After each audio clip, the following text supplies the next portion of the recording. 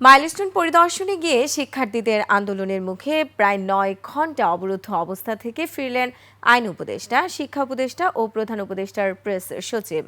বুধবার শিক্ষা প্রতিষ্ঠানটির শিক্ষার্থী ও অভিভাবক প্রতিনিধিদের বৈঠক করার প্রতিশ্রুতি দিয়েছেন তারা। সহকর্মীদের সহায়তায় নাইম আহমেদের রিপোর্ট।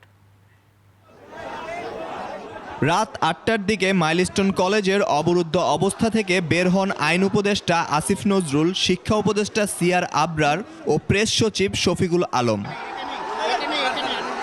এরপর সেখানে অবস্থানরত শিক্ষার্থীদের উদ্দেশ্যে কথা বলেন উত্তরা জোনের পুলিশের উপকমিশনার। তিনি জানান, মাইলস্টোনের ছাত্রছাত্রীদের ৬ দফা দাবির বিষয়ে বুধবার সকালে সচিবালয়ে বৈঠকে বসবেন তারা। স্যারের মাধ্যমে আমি জানতে পেরেছি কালকে আগামীকাল 10টায় তাদের এই প্রতিনিধিরা গেলে আমরাই নিয়ে গেলে মিটিং হবে।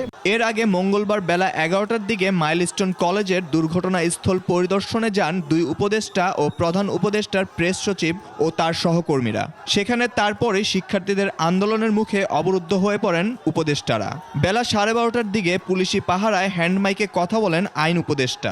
আমরা অবশ্যই আপনাদের প্রতিটা দাবি পূরণ করব। আমাদের যারা কোমলমতি শিক্ষার্থীরা প্রাণ হারিয়েছেন, অবশ্যই তাদের প্রকৃত অবস্থা জানানো হবে।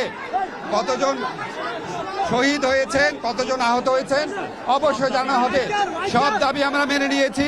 এখানে কন্ট্রোল রুম স্থাপন করা হবে। ঘন্টায় ঘন্টায় আপনাদেরকে আপডেট জানানো হবে। আপনাদের সাথে যেই বাহিনীরা খারাপ ব্যবহার করেছে, সরকারের পক্ষ থেকে আমরা ক্ষমা চাচ্ছি এবং এই ব্যাপারে আমরা উপযুক্ত ব্যবস্থা গ্রহণ করব। তবে উপদেষ্টাদের দেয়া আশ্বাসে সন্তুষ্ট হয়নি শিক্ষার্থীরা।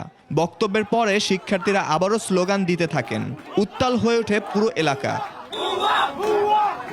শিক্ষার্থীদের বিক্ষোভের মুখে ফের ভবন ৫-এ ঢুকে যান উপদেষ্টারা। পরিস্থিতির চাপে কলেজের প্রধান প্রশাসনিক ভবনে আশ্রয় নেন তারা। পরে শিক্ষক ও শিক্ষার্থীদের প্রতিনিধি দলের সঙ্গে বৈঠকে বসেন আইন উপদেষ্টা।